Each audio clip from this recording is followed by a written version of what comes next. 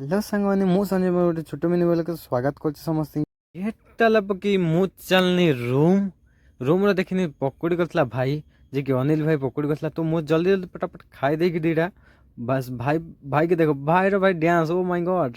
ତ ମୁଁ ଆସିନି ବଜାର ମାର୍କେଟ, ତ ମୁଁ ନେଇକି ଯିବି ପରିବା, କାହିଁକିନା ରୋଷେଇ ପାଳିଆ ଯେ ଅଛି ମୋର।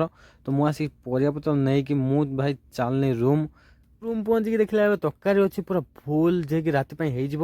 ତ ମୁଁ ଜଲ୍ଦି ଜଲ୍ଦି ବସେଇଦେନି ଭାତ ବସେଇ ଦେଇ ସାରିଲା ପରେ ମୁଁ କହିନି କଦଳୀ ଖାଇଦେ, ଯିଏକି ମୋତେ ଭୋକ ବହୁତ ଜୋର ଲାଗିଥିଲା।